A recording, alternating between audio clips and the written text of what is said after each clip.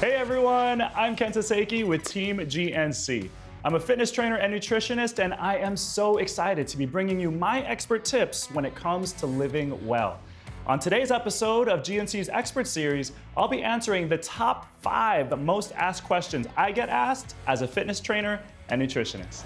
I've been working in the fitness industry for over 15 years, and I've been very fortunate to work with some amazing people. And I've noticed that a lot of my clients tend to have the same questions. So today, I'm gonna be answering those questions as they relate to health and fitness.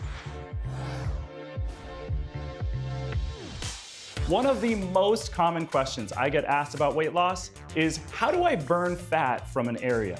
This is one of the most common misconceptions about weight loss. Unfortunately, you can't select where your body chooses to burn fat from. It does that on its own based on genetics. You can work a muscle, but all that's going to do is strengthen the muscle that you're working. It won't necessarily burn fat from that area. What you can do is focus on a daily caloric deficit, meaning you're burning more calories than you're taking in. If you continue to have a daily caloric deficit, then over time you'll start to lose fat, and hopefully from that area that you want it to. Another common question I get asked is, will lifting weights make me bulky? This is especially a common question asked by women who are scared to lift weights because they think it might make them look manly or bulky. But know that when you're trying to bulk muscle, it's called muscle hypertrophy, right? Meaning you're trying to gain muscle. And it takes a lot of effort to do that. You have to be making sure you're doing a daily caloric surplus, meaning you're taking in more calories than you're burning. You also have to make sure you're lifting heavily and consistently in order to build that muscle.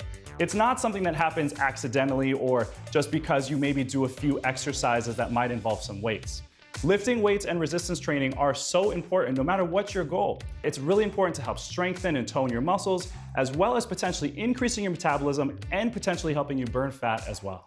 One of the most common nutrition questions I get asked is, will eating fatty foods make me fat? And the answer is not necessarily. In order to gain weight, you have to have a daily caloric surplus. Once again, meaning you're taking in more calories than you're burning. Fat gets a really bad reputation, but it's a really important macronutrient. And as humans, we need it to survive. Fat protects our internal organs. It helps keep our bodies warm. It also helps our bodies absorb some really important nutrients and vitamins. And not only that, but it can also produce some important hormones as well. About 25 to 35% of your daily caloric intake should come from fat.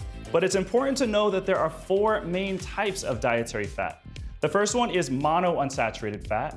Then there's polyunsaturated fat. There's saturated fat, and there's trans fat. The first 2 are the good types of fat. They tend to come from sources like avocado, nuts, seeds, and fish. You want to try to include those in your diet. The saturated fats are the ones that you want to try to limit to about 10% of your total daily caloric intake. And that tends to come from sources like meat, dairy, and eggs. Trans fat is the one that you want to try to avoid completely. If your food includes partially hydrogenated oil in the ingredients, it's best to avoid it. The next question I get regarding nutrition is, should I avoid carbs if I want to lose weight?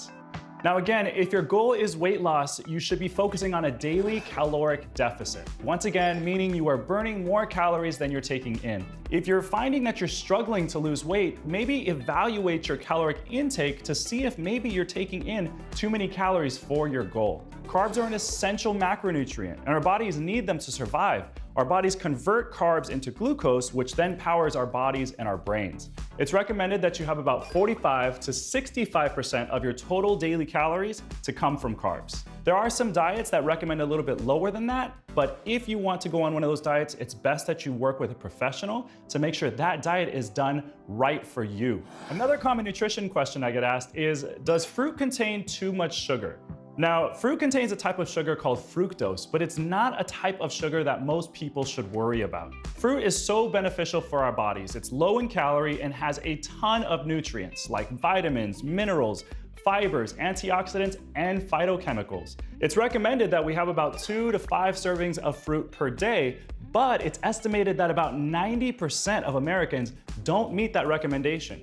So definitely try to include more fruit in your diet if you can, and focus on eating the whole fruit including the skin if possible. It's important to know that if you remove the skin and if you have just fruit juice or dried fruit, you tend to lower the nutritional value and increase just the amount of sugar that you're intaking. So try to focus on eating the whole fruits if you can.